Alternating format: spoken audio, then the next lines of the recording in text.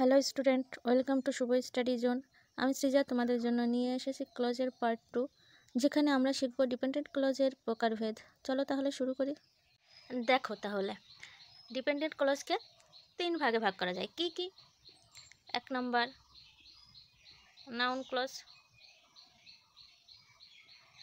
Noun clause যেটাকে আবার nominal clause বলা হয়। নমিনাল ক্লজ বলা হয়। এবার দেখো 2 নম্বরে কি আছে। 2 নম্বরে হচ্ছে অ্যাডজেক্টিভ।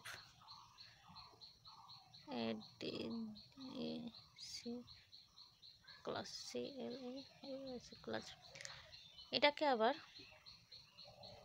রিলেটিভ ক্লজও বলা হয়। রিলেটিভ ক্লজ ক্লজও বলা হয়। আরেকটা কি? অ্যাডভার্বিয়াল।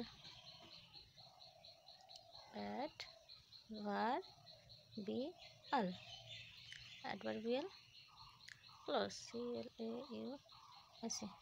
তাহলে বন্ধুগণ, ডিপেন্ডেন্ট ক্লজকে 3 ভাগে ভাগ করা যায়। প্রথমটা হচ্ছে নাউন ক্লজ বা নমিনাল ক্লজ, দ্বিতীয়টা হচ্ছে অ্যাডজেক্টিভ ক্লজ বা রিলেটিভ ক্লজ, আর 3 নম্বরেরটা হচ্ছে অ্যাডভার্বিয়াল ক্লজ। দেখো, আমরা আগের ভিডিওতে ক্লজের প্রকারভেদ জেনেছি।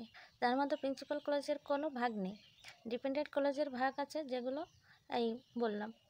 কি? ডিপেন্ডেন্ট ক্লজে noun clause, adjective clause, adverbial clause, এইগুলো। ঠিক আছে? তোমরা যারা প্রিন্সিপাল ক্লজ সম্পর্কে জানো না, তারা প্লেলিস্টে গিয়ে পার্ট 1 দেখে নিও, কেমন? তাহলে চলো আমরা নাউন ক্লজের সম্পর্কে বিস্তারিত জেনে নিই। দেখো, নাউন ক্লজ সম্পর্কে যদি জানতে হয়, তাহলে আমাদের প্রথম জানতে হবে নাউন সম্পর্কে। নাউনটা কি? নাউনটা হচ্ছে না কোনো কিছুর, পৃথিবীতে যা কিছু আছে তার নামই হচ্ছে নাউন। অর্থাৎ যার নাম আছে সেটা নাউন হবে। কোনো কিছুর নামই হলো নাউন। ঠিক আছে? যেমন ধরো রাম, স্কাই, রিভার ইত্যাদি। এগুলো সবই কিন্তু এক একটা নাম। কারণ নাম, জায়গার নাম, বস্তুর নাম, সবগুলোই নাউন। দেখো, একটা উদাহরণ দিই আগে, তাহলে সুবিধা হবে। Pizza is fine with me. চলো, pizza is fine with me. এবার দেখো, আমরা কি জানি? এটা নাউন, একটা খাবারের নাম। ঠিক আছে? এবার যদি আমরা এটাকে বলি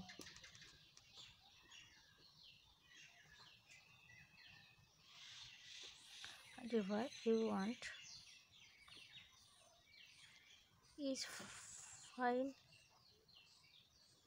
with, একটা জিনিস খেয়াল করো, পিজা এটা একটা খাবারের নাম। এই খাবারের নামের পরিবর্তে আমি এতটা বসিয়েছি। ঠিক আছে? দেখো, তাহলে আমরা কি বলতে পারি?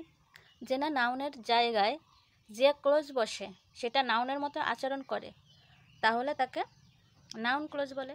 আবার বলছি, না, নাউনের জায়গায় যে ক্লজ বসে এবং সেটি নাউনের মতন আচরণ করে, তাহলে সেই ক্লজকে বলা হয় নাউন ক্লজ। আবার দেখো, she knows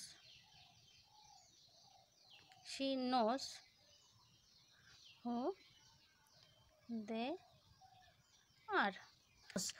she knows who they are। এই ভার্বটাকে যদি আমরা কি দিয়ে প্রশ্ন করি, তাহলে যে অ্যান্সার পাবো, সেই অ্যান্সারটা হয়ে যাবে নাউন ক্লজ। ঠিক আছে? বোঝা গেছে? নাউন ক্লজ জানতে হলে আমাদের নাউন সম্পর্কে জানতে হবে। নাউন কি? নাউন হচ্ছে নাম, অর্থাৎ পৃথিবীতে কোনো বস্তু, স্থান, মানুষের নাম, যা কিছুই হোক না কেন, নাম বোঝালে সেটা হয়ে যাবে নাউন।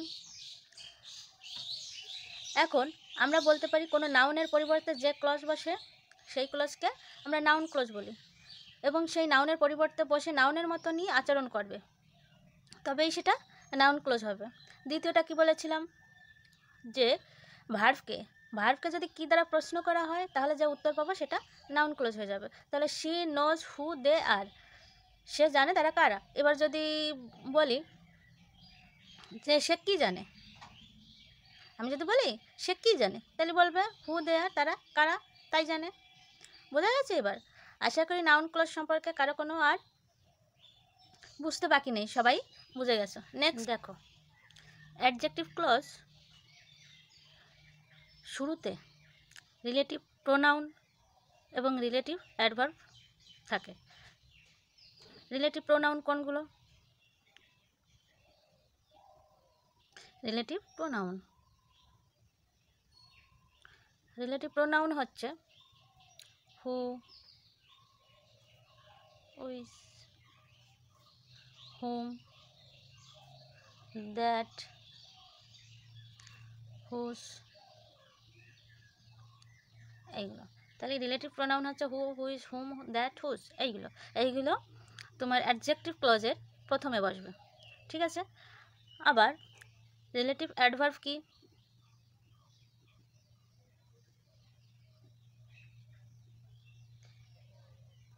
না, when, why, where,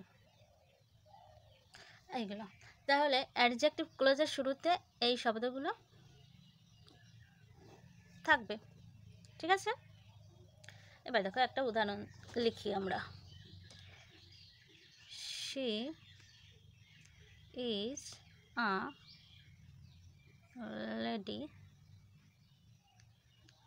who is beautiful, ঠিক আছে?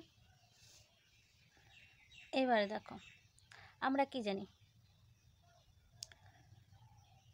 অ্যাডজেক্টিভ আমরা সাধারণত বলি নাউনের, মানে নাউনকে মডিফাই করে, তাই তো? তাই বুঝি। তাহলে আমরা একটু সাধারণ মতে, যেহেতু আমরা ক্লোজ সম্পর্কে ধারণা আছে, তো আমরা জানি যে এটা ক্লোজ হবে, ঠিক আছে? ডিপেন্ডেন্ট ক্লোজ হবে। এবার ডিপেন্ডেন্ট ক্লোজের কোন ভাগের ভিতর পড়ে সেটা আমাদের জানতে হবে। এবার কি করে জানবো? দেখো, হু এর আগের অর্ডটা কি রয়েছে? লেডি। লেডিটা কি রয়েছে? নাউন। ভালো করে বুঝে নাও এইখানটায় যে এটা কি ক্লজ বলতে পারবে কেউ? এটা হচ্ছে তোমার অ্যাডজেক্টিভ ক্লজ, ঠিক আছে? যে অ্যাডজেক্টিভ ক্লজের আগে যদি নাউন থাকে আর সেই নাউনটাকে যদি মডিফাই করে এই ক্লজটা, তাহলে সেটা হয়ে যাবে অ্যাডজেক্টিভ ক্লজ। ক্লিয়ার? দেখো অন্য একটা উদাহরণ দেখি। The cat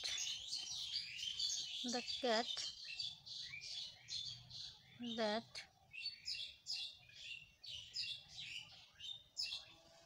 came here last night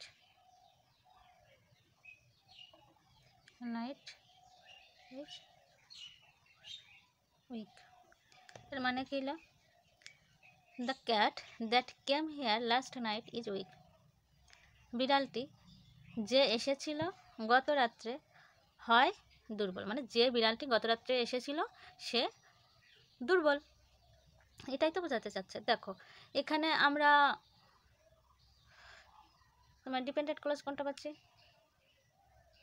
এটুকু পাচ্ছি, ঠিক আছে? এবার দেখো আমরা কি জানি? আমরা জানি যে ক্লজের একটা সাবজেক্ট ও একটা ভার্ব থাকবে, কিন্তু এখানে দেখো দ্যাট, এটা কি? Relative pronoun. এখানে সাবজেক্ট আছে কি? হ্যাঁ আছে, এখানে সাবজেক্ট এই ওয়ার্ডটার ভিতর লুকিয়ে রয়েছে, যেটা আমরা দেখতে পাচ্ছি না। দেখো এখানে এই দ্যাটটাই সাবজেক্ট হিসেবে বসছে। তার মানে আমরা যারা এই সম্পর্কে জানি না তারা তো আমরা এটাকে রিলেটিভ প্রোনাউন বলে নিতাম। এখানে দ্য ক্যাট বিড়ালটি, দ্যাট যে, ঠিক আছে? কেম হেয়ার এসেছিল এখানে লাস্ট নাইট গত রাত্রে, তার মানে এই শব্দটাই সাবজেক্ট হিসেবে বসছে, তারপরে ভার্ব রয়েছে, তার মানে এটা ক্লোজের শর্ত পূরণ করছে, ঠিক আছে? এই ক্ষেত্রেও এটা অ্যাডজেক্টিভ ক্লোজ হবে। দেখো অ্যাডজেক্টিভ ক্লোজে লেখার সময় অনেকে কমা ব্যবহার করে, আবার অনেকে কমা ব্যবহার করে না। এবার তোমরা যদি প্রশ্ন করো তাহলে আমরা কখন কমা ব্যবহার করব, কখন করব না, তাহলে সেটা জানতে হলে দুটো উদাহরণ লিখি। The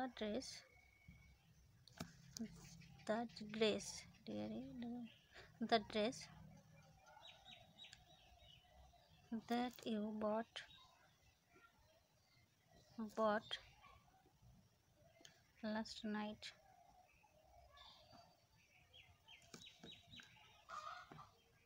was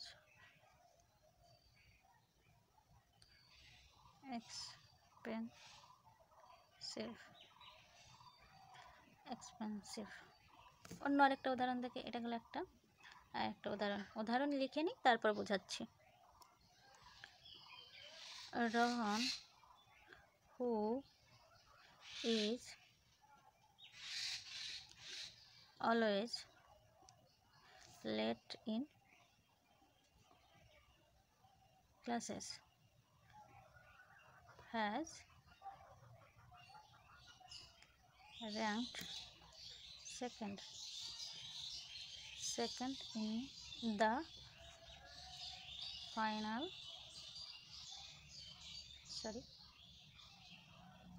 examination। দেখো এখন দেখো এখানে কি বলেছে, the dress that you bought last night was expensive. বলেছে ড্রেসটি যেটা তুমি গত রাত্রে কিনে দিয়েছিলে ওটা খুব মূল্যবান ছিল। ঠিক আছে, এবার আমরা বলতে পারি যে ক্ষেত্রে অ্যাডজেক্টিভ ক্লোজটা, তাহলে এখানে অ্যাডজেক্টিভ ক্লোজ আমি জানি এটুকু, তাহলে যে ক্ষেত্রে অ্যাডজেক্টিভ ক্লোজটা বাদ দেওয়া যাবে না, বাদ দিলে ঠিকঠাক মিনিং আসবে না, অথবা অন্যরকম অর্থ আসবে। ঠিক আছে, সেই ক্ষেত্রে সেইখানে কমা ব্যবহার করা যাবে না। অর্থাৎ এই সেন্টেন্সটাই দেখো, that you bought last night, যেটা তুমি গত রাত্রে কিনে দিয়েছিলে বা কিনেছিলে। ঠিক আছে, এই ক্লোজটা ভাইটাল রোল প্লে করছে। ঠিক আছে, তার মানে যেটা বাদ দিলে সেন্টেন্সটা ঠিকঠাক মিনিং আসবে না, সেই ক্ষেত্রে আমরা কমা ব্যবহার করব না। ঠিক আছে, সেই ক্ষেত্রে আমরা কমা ব্যবহার করব না। আবার নেক্সটটা দেখো, নেক্সটটা কি বলেছে, নেক্সটটাই দেখো, আগে আমরা ক্লোজটা বের করি। এটুকু ক্লোজ, এটুকু বুঝেছি। এবার দেখো যে ক্ষেত্রে অ্যাডজেক্টিভ ক্লোজটা একটা এক্সট্রা ইনফরমেশন হবে। ঠিক আছে, কি বলেছে, রোহনকে নিশ্চয়ই চেনে, যার কারণে এই কথাটা বলা হয়েছে, বা যেহেতু আমি উদাহরণটা লিখছি তাহলে আমি ধরো রোহনকে আমি চিনি, যার কারণে আমি বলছি Rohan who is always late in classes. Rohan যে সর্বদা ক্লাসে লেট হয় আর কি। Has rank second in the final examination, তার মানে সে সেকেন্ড হয়েছে কিসে, ফাইনাল পরীক্ষায়। তাহলে দেখো আমি যদি এটুকু না বলে বলি Rohan has rank second in the final examination, সেন্টেন্সটা ঠিকঠাক হবে, আমাদের কিছু যায় আসবে না যদি এই ক্লোজটা বাদ দিয়ে দিই। ঠিক আছে, সেক্ষেত্রে যে ক্ষেত্রে এক্সট্রা ইনফরমেশন থাকবে ক্লোজটা, সেই ক্ষেত্রে ক্লোজটাকে বাদ দিলেও সেন্টেন্সটার অর্থ মিনিং ঠিকঠাক বোঝাবে। সেই ক্ষেত্রে আমরা ক্লোজটার আগে এবং ক্লোজটার পরে কমা দিতে পারি। বোঝা গেছে? কারো কোনো সমস্যা থাকলে কমেন্টে জানিও।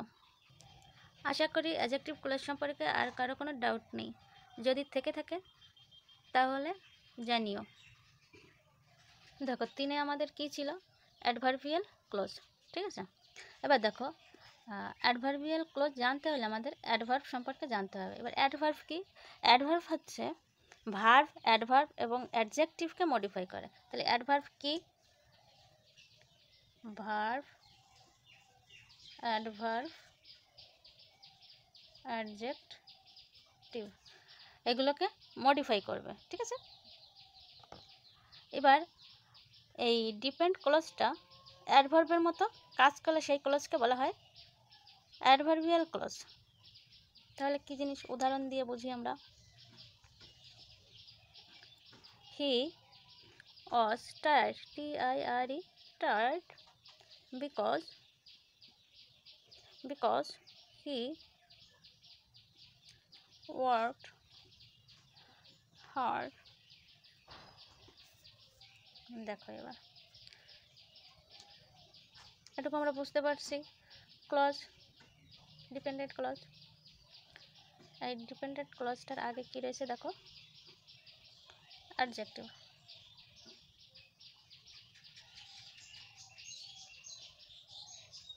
ঠিক আছে, he was tired because he worked hard. সে ছিল খুব ক্লান্ত কারণ সে কঠোর পরিশ্রম বা কঠোর কাজ করেছিল। ঠিক আছে, এক্ষেত্রে তাহলে দেখো এই কি বলেছিলাম, আগে বলেছিলাম যে ভার্ব, অ্যাডভার্ব, অ্যাডজেক্টিভ এইগুলোকে হচ্ছে মডিফাই করবে, তবে সেটা অ্যাডভার্বিয়াল ক্লোজ হবে। দেখো এই যে ক্লোজটা, এই ক্লোজটা কাকে মডিফাই করছে? টায়ার্ডকে। সে হয় ক্লান্ত। ঠিক আছে, ক্লান্ত কিসের জন্য? না সে কঠোর পরিশ্রম করেছে তার জন্য। ঠিক আছে, সেই ক্ষেত্রে এটা হয়ে যাবে অ্যাডভার্বিয়াল ক্লোজ। আবার বলছি, বুঝতে না পারলে কমেন্টে জানিও।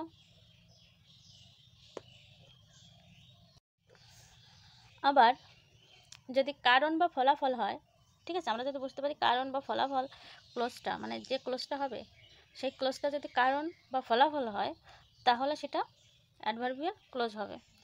তাহলে আমরা আগে উদাহরণ দেখি। হি ডিড নট গো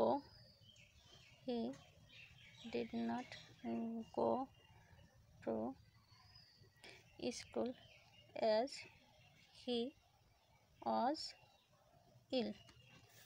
দেখো অ্যাজ রয়েছে, অ্যাজ। তাহলে আমরা কি বলতে পারি? দেখো এখানে কি রয়েছে? কারণ। He did not go to school, সে স্কুলে যায়নি কারণ, অ্যাজ মানে কারণ, বিকজও দিতে পারো। তাহলে কারণ সে ছিল অসুস্থ। ঠিক আছে, তার মানে এটা কারণ হিসেবে বসেছে। এবার অন্য একটা দেখো ফলাফল দিয়ে দেখি আমরা। If it rain I will not go there. তাহলে কি হলো? ইফ ইট রেইনস, যদি বৃষ্টি হয়, I will not go there. এবার দেখো ইফ রেইনস, ঠিক আছে, I will not go there. এখানে দেখো ফলাফল বোঝাচ্ছে। ঠিক আছে, নিশ্চয়ই সবাই বুঝতে পেরে গেছো। এবার দেখো সবথেকে ভাইটাল কথা, অ্যাডভার্বিয়াল ক্লজের সবথেকে ভাইটাল কথা হচ্ছে, যদি বোঝো তোমরা ক্লোজটা কিভাবে, কোথায়, কখন, কেন, কতক্ষণ, কতটা, কোন শর্তে, কি সত্ত্বেও